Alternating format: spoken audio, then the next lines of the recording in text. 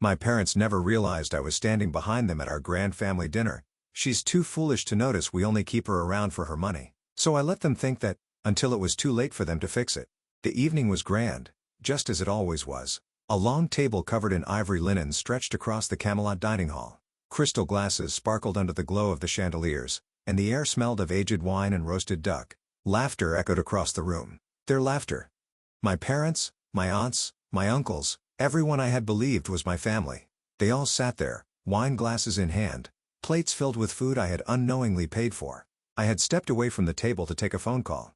When I returned, I paused behind the heavy velvet curtains, overhearing a conversation that shattered me. "She's too stupid to notice we only keep her around for our money." My father's voice rang out, dripping with arrogance. The room erupted in laughter. My mother sighed dramatically, taking another sip of wine. Honestly, I thought she would have caught on by now. But, no. Our little idiot just keeps paying for everything. Happy to be included. A few of my cousins snickered. Pathetic, one of my uncles added. She actually thinks she belongs here. I couldn't breathe. The warmth of the evening vanished, replaced by a creeping cold that spread through my chest.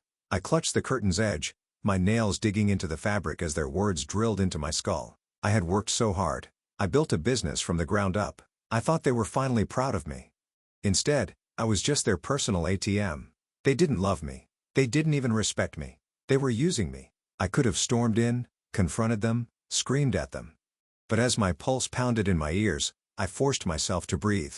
I swallowed the fire in my throat and let my face go blank. If they thought I was stupid, if they truly believed I was blind to their manipulation, then I would let them think that because they had just made the biggest mistake of their lives. I forced a smile and stepped back into the dining hall. "Everything okay?"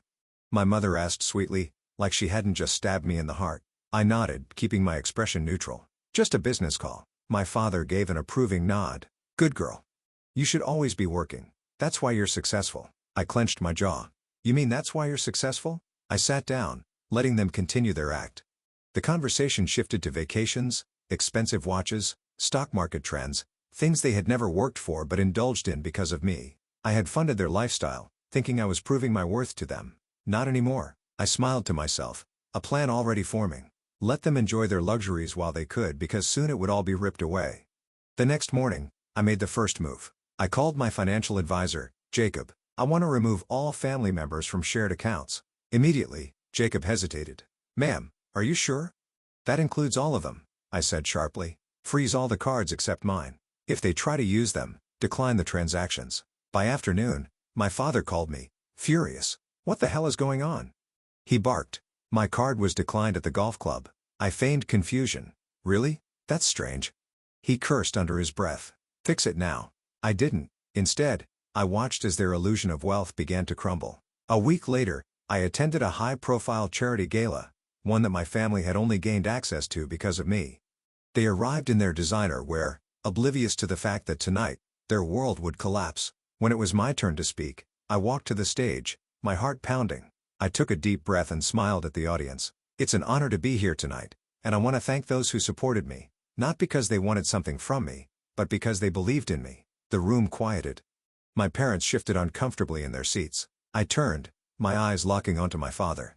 "Unfortunately, I've also learned that some people only love you when you're useful to them." A ripple of whispers spread through the crowd. "So, as of today, I am cutting all financial ties with those who took advantage of my success."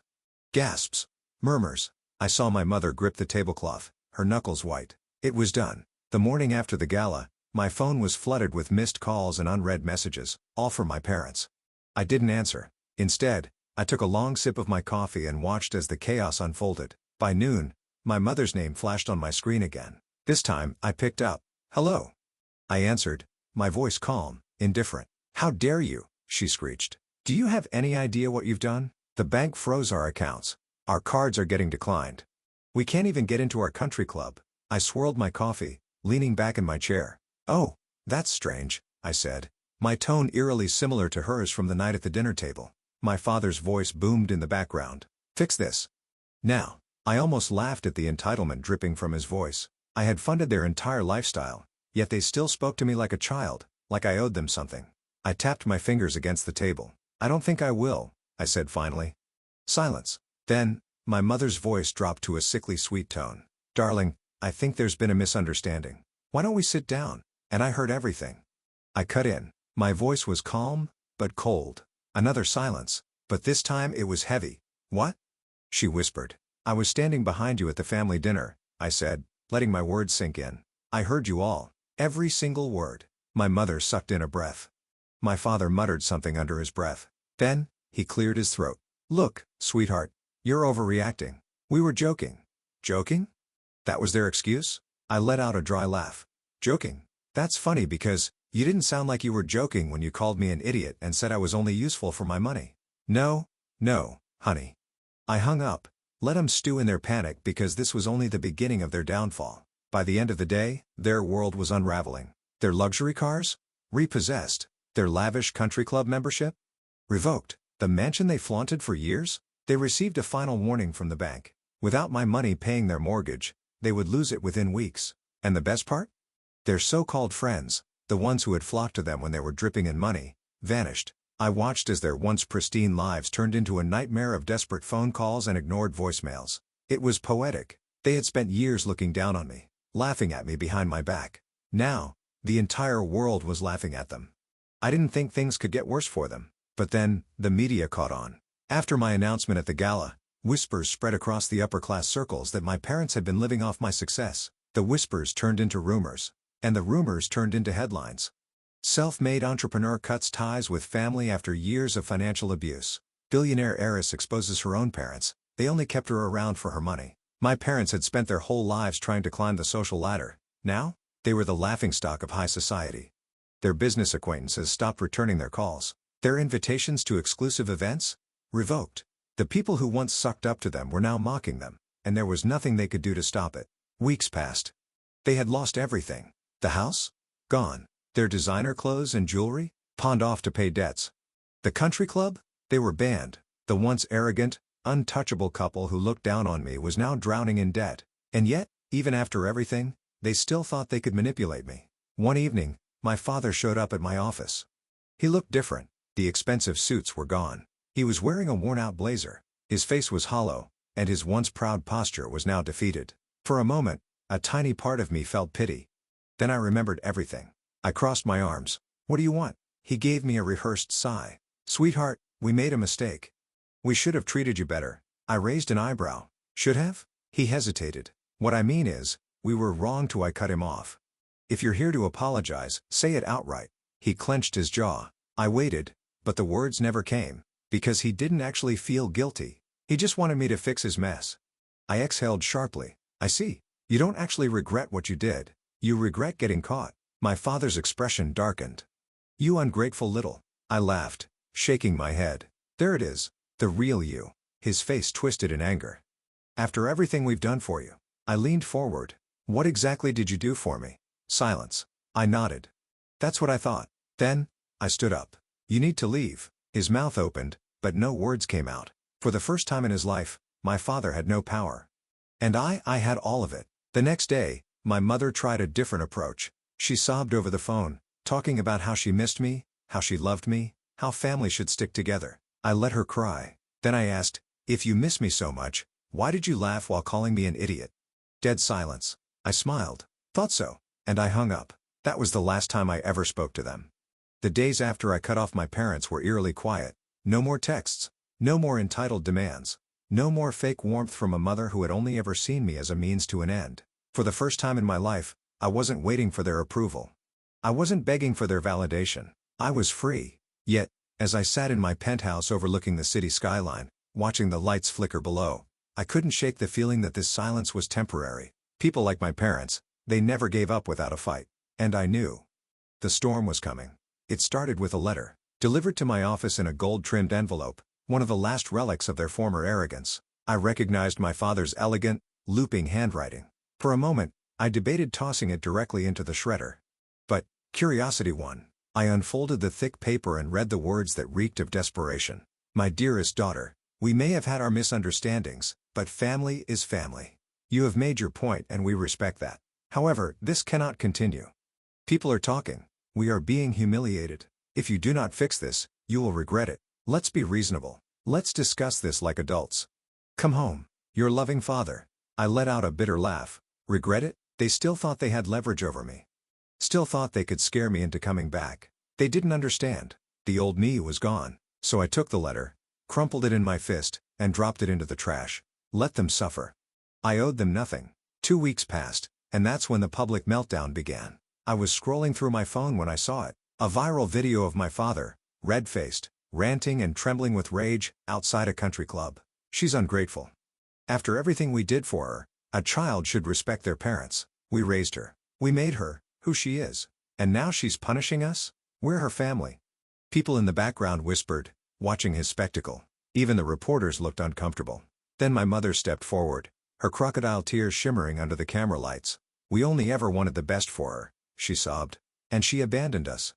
What kind of daughter does that? I stared at my phone, a slow rage bubbling in my chest. This was their final trick, playing the victims, turning the world against me. But they underestimated one thing. The truth was on my side. That same night I made my move. I sat at my desk, opened my laptop, and began to type. A simple statement. Nothing dramatic. Nothing emotional. Just cold, undeniable facts. I was standing behind my parents at a family dinner when they laughed about how stupid I was, how they only kept me around for my money. I heard every word. They have used me for years. I have no regrets about cutting them off. I pressed post. Within minutes, my phone exploded with notifications. People weren't stupid. They saw right through my parents' lies. Comments flooded in. You don't owe them anything. Good for you. Stand your ground. Parents like this don't deserve forgiveness. And just like that, their final trick backfired. Days passed. My parents' reputations were in ruins. Their friends had abandoned them. Their influence was dead. And that's when they made their last, pathetic attempt to pull me back in. I was sitting in my office when my assistant knocked. Your mother is here, she said hesitantly. She looks bad. I sighed. Of course she was. I could have turned her away. I should have. But a part of me, the part that still wanted closure, said, let her in. And so, I did. My mother stepped into the office, her usual air of superiority gone. Her once perfect hair was disheveled, her eyes hollow, her designer clothes cheap and wrinkled. For the first time in my life, she looked small. She sat down across from me, hands trembling. She opened her mouth. And then, she sobbed. I don't know what to do, she whispered. We've lost everything. I watched her. Waited. This was her moment. Her chance to say the one thing that might make me reconsider. I'm sorry, I said for her, watching her face closely. She froze. Her lip trembled. And then she said it. You are never supposed to find out. My heart turned to stone. That was all I needed to hear. Not I was wrong. Not I regret hurting you. Just regret that she got caught. I stood up. We're done here. Her head snapped up. Wait, but I was already walking away, because I had nothing left to say. The moment my mother walked out of my office that day, I knew it was over. Not just the financial cutoff. Not just the public humiliation. The emotional cutoff. For years, I had fought so hard to earn their love, to be seen as something more than just a bank account with a beating heart. I had told myself over and over that if I just proved my worth, they would change. But in that moment, watching my mother's desperate, hollow gaze, I realized something life-changing. They were never capable of change. Because people who see you as a resource don't suddenly grow a conscience when that resource is gone. And for the first time in my life, I was completely free. I didn't need to destroy them. They had already destroyed themselves. With no money, no status, and no connections, my parents' lives spiraled further into ruin. My father, once a man who sneered at people who worked lowly jobs, was forced to take a manager position at a cheap used car dealership. My mother, who once bragged about her luxurious shopping sprees, was now selling cheap knockoff jewelry online, desperately trying to maintain some sense of status. And my siblings? The ones who laughed at me that night at the family dinner? They turned on each other the moment the money dried up. I heard from distant relatives that my brother had moved in with a friend, and my sister was working retail. The house, the massive mansion that they had once mocked me for not fitting into? Gone. They had spent years living on my dime, thinking it would never run out. And now, they were learning just how cold the world could be when you had no one left to manipulate. A year passed. One peaceful, glorious year. My business had grown exponentially. I was thriving in ways I had never imagined. And then, one day, out of nowhere, I received a letter. Not from my parents. From my brother. It was short. Pathetic, really. I know we messed up. I know we hurt you. But we're family. Mom and Dad are struggling. We all are. If there's any part of you that still cares, help us, please. I stared at the words, my heart stone cold. They had nothing left. And now, when they had no more options, when the world had turned its back on them, They finally wanted to act like a real family? No, that ship had sailed. I folded the letter neatly, placed it back in the envelope, and tossed it into the fire. Because I knew the truth. They didn't want me. They wanted what I could give them, and I was done giving. Years passed. I built a life they never could have imagined. My company became one of the most successful in the industry. I had real friends, real love, real happiness. And my parents? They faded into irrelevance. The last time I heard about them, they were living in a tiny rundown apartment in a city they used to look down on. No power. No influence. No wealth. No status. And most importantly, no me. They had spent their entire lives belittling me, using me, draining me dry. And, in the end, they needed me more than I ever needed them. And that was the most satisfying revenge of all. Because I didn't have to destroy them. I just had to walk away, and they destroyed themselves. Game over.